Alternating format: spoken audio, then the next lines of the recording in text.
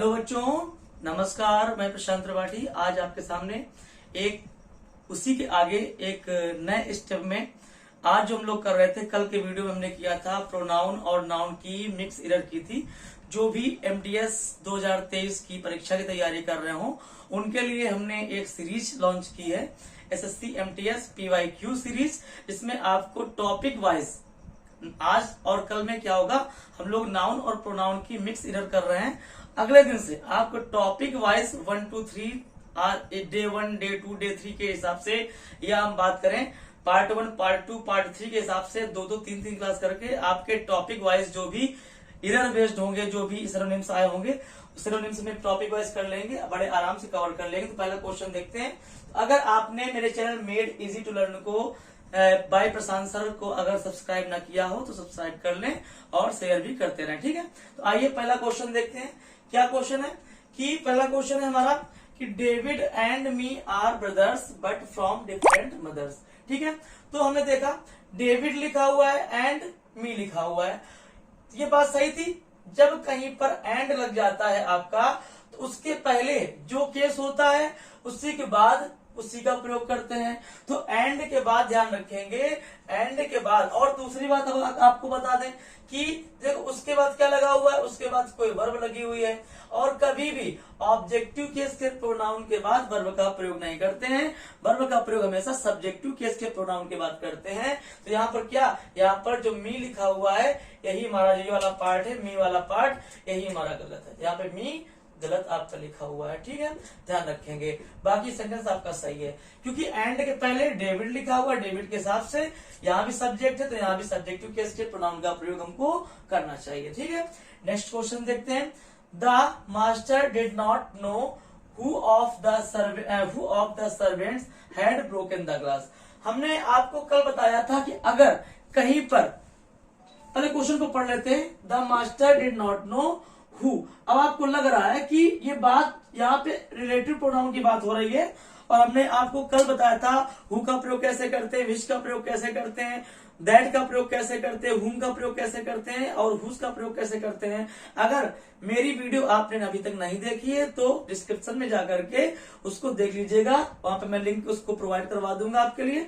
तो वहां पर अगर आप देख लेंगे तो ये वाला क्वेश्चन है ये आपको बड़े आराम से समझ में आ जाएगा। तो क्वेश्चन को पढ़ते हैं। The master did not know who आया है, और ये हमने बताया था कि ये पर्सन की बात आती है तो ये हु किसके लिए प्रयोग किया गया है, ये हु मास्टर के लिए ही प्रयोग किया गया है, ठीक है। लेकिन हमने एक बात और बताई थी कि अगर पर्सन के लिए प्रयोग किया जाए और लेकिन अगर कहीं पर चॉइस की बात हो जाए, कहीं सिलेक्टिंग पर्सन की बात हो जाती है तो यहाँ पर फिर हु का प्रयोग नहीं करेंगे, क्योंकि इसमें सेंटेंस में अलग से दिखाई पड़ रहा है the master did not know who of the servant, मतलब कि कौन सा सर्वेंट है, किस नौकर ने ग्लास को तोड़ा है, ठीक है। तो यहाँ पे सर्वेंट को सिलेक्ट करने की बात हो रही है तो यहाँ पर क्या करेंगे, पर्सन भी होगा तो भी क्या करेंगे, हु का प्रयोग नहीं करेंगे, एक कल के रूल में हो चुका है।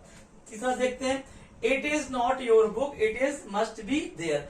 तो it is not your book, यहाँ it is not your book यहाँ तक सही है, इट मस्ट बी देयर। तो यहाँ पे होना चाहिए था it must be their book होना चाहिए था तो सही होता सेंटेंस, या यहाँ पर होना चाहिए था इट मस्ट बी देयर, ये गलत लिखा हुआ है, इसकी जगह पे क्या होना चाहिए, इट मस्ट बी देयर होना चाहिए। आपने देखा होगा एक योर होता है, यू योर योर्स होता है, आई मी माई माइन भी होता है, और वी अस अवर या अवर्स भी होता थी, अवर्स और माइन और देयर्स।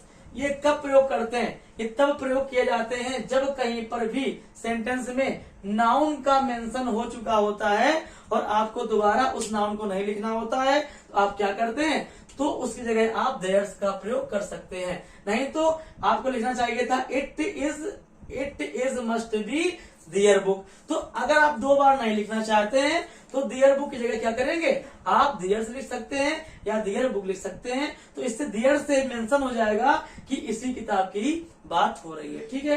तो अगर किसी नाउन में वही नाउन दोबारा रिपीट हो रहा है तो उसकी जगह पर योर्स यू के हिसाब से, देयर्स दे के हिसाब से, या इस प्रकार से हम लोग प्रयोग कर सकते हैं, ठीक है। फिर थर्ड अगला क्वेश्चन है।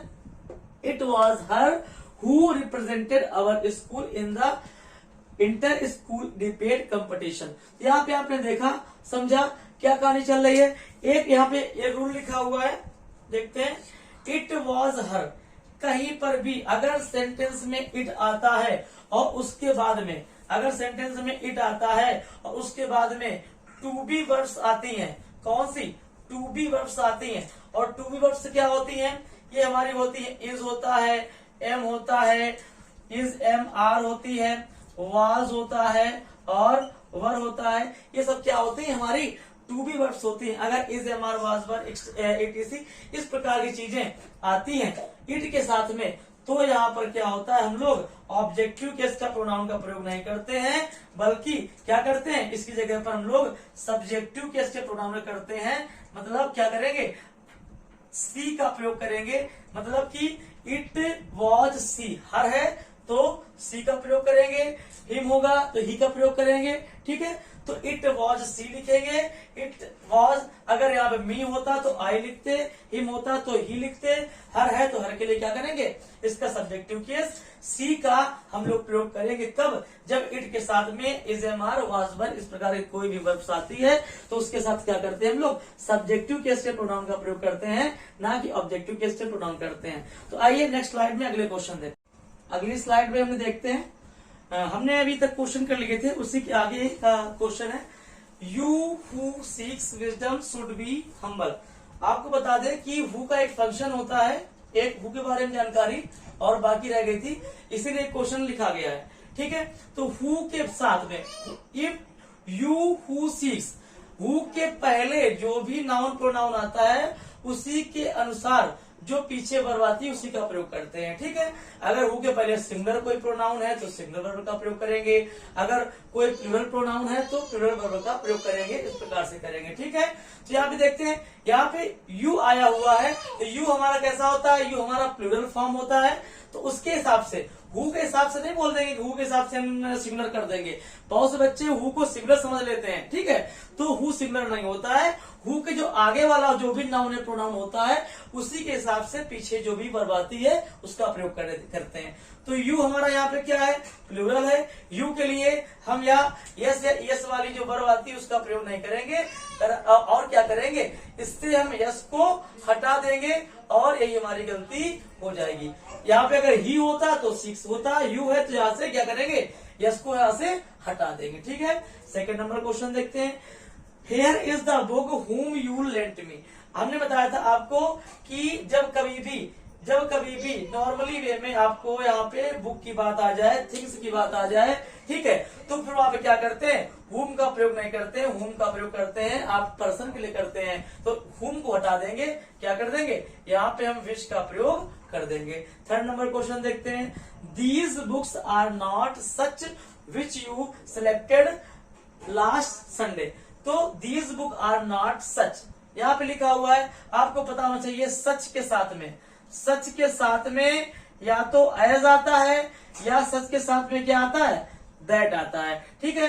तो यहाँ पे ध्यान देंगे, लेकिन यहाँ पे क्या आया हुआ है, यहाँ पे भरेंगे एज का प्रयोग करेंगे, सच एज। विश को हटाएंगे क्योंकि सच के साथ एज आता है, और एज के बाद हमारा जो एज होता है, जो यहाँ पे एज लिखा हुआ है, एज के बाद हमेशा किसका प्रयोग करते हैं हम लोग, सब्जेक्टिव केस के प्रोनाउन का प्रयोग करते हैं, ध्यान रखेंगे। एज के बाद सब्जेक्टिव केस के प्रोनाउन का प्रयोग करेंगे, तो वही हमारा सब्जेक्टिव केस का प्रोनाउन लिखा हुआ है। यहाँ पे यू सब्जेक्टिव केस में भी क्या होता है, हमारा यू ही होता है, इसलिए यहाँ पे दैट का प्रयोग नहीं करेंगे, क्योंकि सच के साथ में एज का प्रयोग करेंगे, क्योंकि यहाँ पे सब्जेक्टिव केस का प्रोनाउन लिखा हुआ है, तो एज के साथ हमेशा सब्जेक्टिव केस के प्रोनाउन का प्रयोग करते हैं, ना कि ऑब्जेक्टिव केस के प्रोनाउन का, ध्यान रखेंगे। नेक्स्ट क्वेश्चन देखते हैं, she is the prettiest girl whom I have come across। एक आपको बताना बात भूल गए थे, उसी का हमने एग्जाम्पल नोट किया है। सी इज द, अगर कहीं पर सुपरलेटिव डिग्री का प्रयोग हो रहा है, ठीक है, तो अगर उसके बाद कोई भी रिलेटिव प्रोनाउन का प्रयोग किया गया है तो सुपरलेटिव डिग्री के बाद हम दैट देखते हैं, तो क्या करेंगे, अगर कहीं पर सुपरलेटिव डिग्री आती है हमारी तो वहां पर आपको ये रूल बताना भूल गए थे, क्या करेंगे, whom का प्रयोग नहीं करेंगे, वहां पे हम लोग that का प्रयोग करेंगे। तो आपको अपने कल बताया था that का प्रयोग कहाँ कहाँ करते हैं। अगर only आ जाए, same आ जाए, nothing आ जाए, none आ जाए, आपने रूल को देखा होगा, समझा होगा, वीडियो को देखा होगा तो समझ में आपको आ रहा होगा। एक रूल मैंने बताया था दैट का, अगर कहीं पर सेंटेंस में सुपरलेटिव डिग्री आती है, प्रेटियस लिखा हुआ है, तो वहां पर क्या करेंगे, जब रिलेटिव प्रोनाउन का प्रयोग करेंगे तो केवल दैट का करेंगे, ना कि विच या whom का प्रयोग करेंगे। ठीक है, नेक्स्ट क्वेश्चन देखते हैं। लिखा हुआ है she is such a girl whom I like very much. She is such a girl, फिर देखो आ गया आपका सच आ गया। अगर कहीं पर सच आता है तो सच के साथ क्या आता है, सच एज आता है या सच दैट आता है। सच दैट आपका बिल्कुल पास पास होता है, और सच एज क्या होता है, जब कहीं पर भी प्रोनाउन का प्रयोग करता है तो हम क्या करते हैं, सच के साथ में एज का प्रयोग करते हैं। और सच एज का प्रयोग सच से दूर भी हो सकता है, लेकिन सच दैट हमेशा पास में ही लिखा हुआ होना चाहिए। सच दैट बिल्कुल ऐसे लिखा होना चाहिए, ये लिखा है सच और ये दैट लिखा है, लेकिन एज हमारा दूर भी हो सकता है यहां से सच से। ठीक है, ध्यान रखेंगे। तो सी इज सच, यहाँ पे एक नाउन आ गया अ गर्ल, उसके बाद कोई भी रिलेटिव प्रोनाउन का प्रयोग करवा रहा है तो क्या करेंगे, सच के साथ जानते हैं हम एज का प्रयोग करते हैं, तो यहाँ से क्या करेंगे, whom को हटा देंगे और एज का प्रयोग कर लेंगे, क्योंकि दैट का प्रयोग तब करते हैं जब कोई पास में ही वस्तु बतानी होती है या उसके साथ में कोई प्रोनाउन नहीं होता है। हमने बताया था एज के साथ में हम क्या करते हैं, और देन के साथ हम लोग सब्जेक्टिव केस के प्रोनाउन का प्रयोग करते हैं। ठीक है, नेक्स्ट देखते हैं। The girl and the dog which were playing in the park were turn out. अब आपके लिए एक बड़ा क्रिटिकल क्वेश्चन हमने दे दिया है। आप सोच रहे होंगे कि द डॉग लिखा हुआ है और यहाँ पे विच लिखा हुआ है। अभी हमने आपको बताया था विच का रूल, कि विच का प्रयोग करते हैं वस्तुओं के लिए करते हैं और जानवरों के लिए करते हैं। तो डॉग तो लिखा है, सही है क्या, तो ये सेंटेंस अभी भी गलत है। क्यों गलत है, जब कहीं ये रूल होता है, जब कहीं एक व्यक्ति और एक जानवर को एंड से जोड़ करके प्रयोग किया जाए वाक्य में, मतलब एक व्यक्ति दिया गया हो, एक व्यक्ति की बात हो और एक जानवर की बात हो, तो क्या करते हैं, तो वहां पर हम लोग विच का प्रयोग नहीं करते हैं, बल्कि विच को हटा देंगे। इसकी जगह क्या करेंगे, हम लोग दैट का प्रयोग करेंगे। ठीक है, तो विच का प्रयोग यहाँ पर भी गलत था। अगर सिंगल कोई जानवर होता तो विच का प्रयोग कर लेते, लेकिन अगर एक गर्ल है, एक व्यक्ति है और एक कोई भी जानवर है, तो अगर रिलेटिव प्रोनाउन भरवा रहा है तो हम क्या करेंगे, विच नहीं करेंगे, दैट का प्रयोग करेंगे। ठीक है, तो इसी प्रकार से वीडियो को देखते रहिए और मेरे channel made easy to learn को लाइक करिए, शेयर करिए, सब्सक्राइब करिए। Thank you guys, thank you very much.